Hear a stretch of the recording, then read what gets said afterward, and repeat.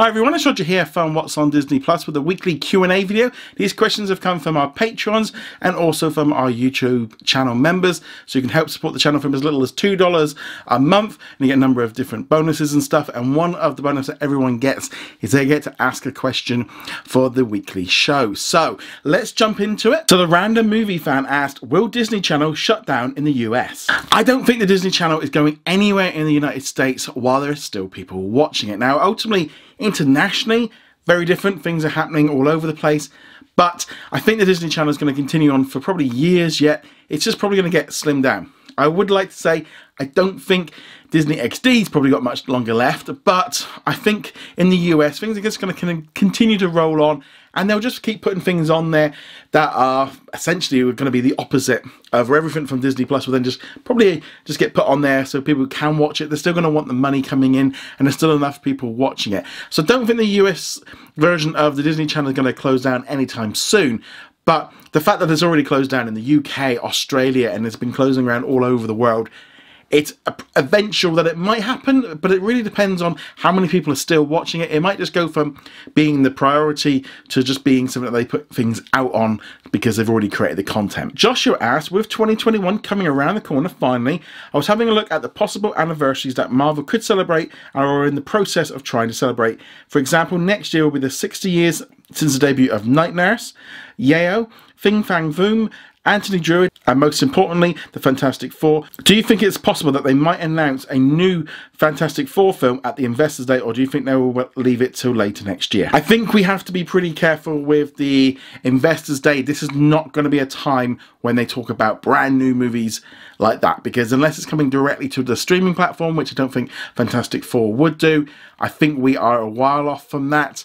I think we've got to think with the Investors Day that it's more about the money side of things and the streaming side of things and how that all works, rather than giving us like this movie. It's not a Comic-Con, it's not a D23 Expo, this is an Investors Day. It's a very different audience, and while we are going to get lots of information out of it, I'm not expecting any big movies like that to be revealed at the event.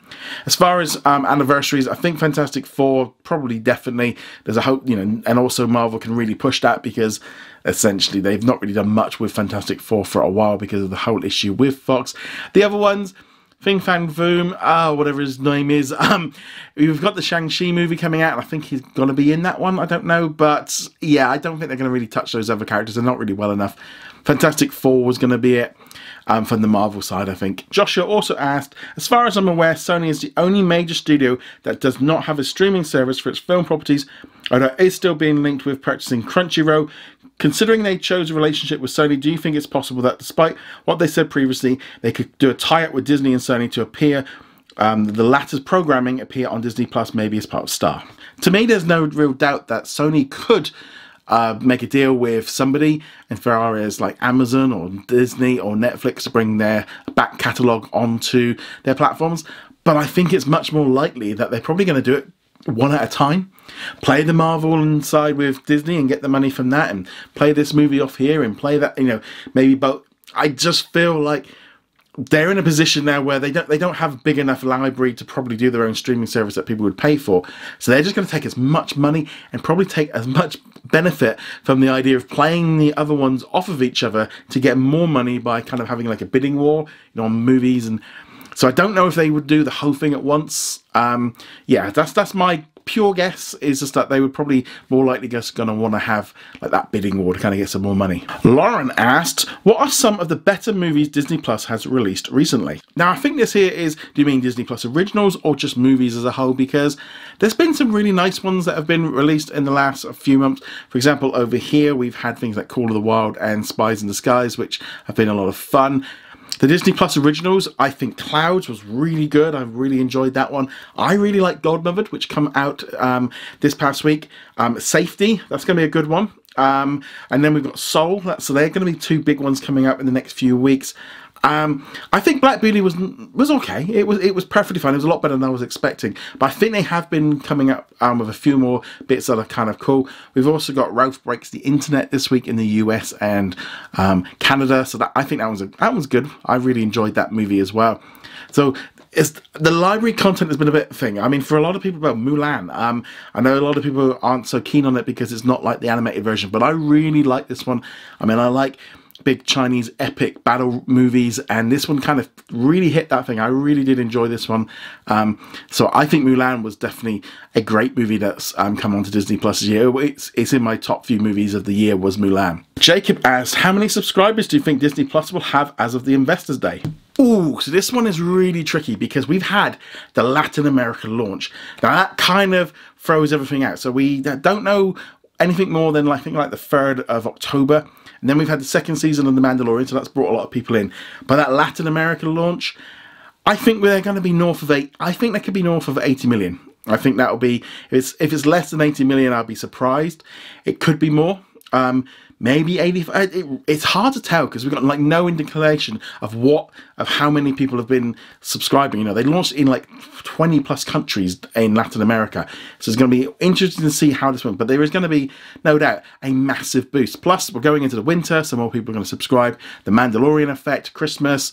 All of that, it's all going to have a big impact. Joseph asks, do you think that Godmothered could have a sequel? And in the extras, there is an animated beginning, so do you think the ending was planned? Okay, so with I actually didn't realise they put the extras in there, so after I saw this one I went and watched it, because in my review I mentioned about the fact that there was this animated ending and it didn't make any sense because there wasn't one at the beginning.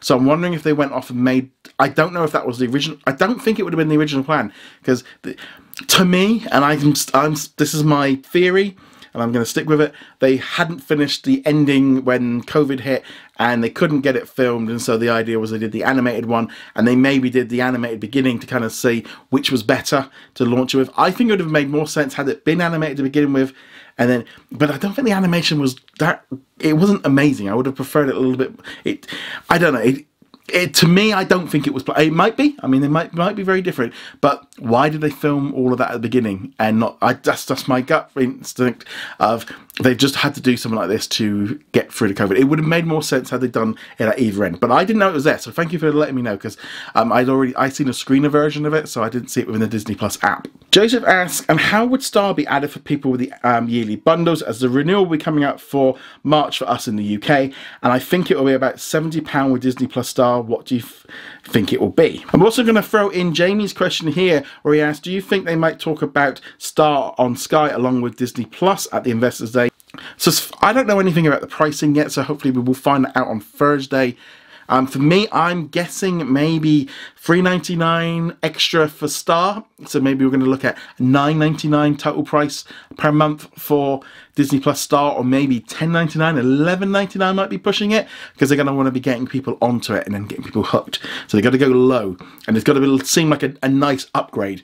So as far as your annual package of £70, we're going to be looking at more than that. It should be, I mean, what, £60 anyway for Disney Plus. I would be surprised if they did it as a bonus, maybe £99, kind of around that mark.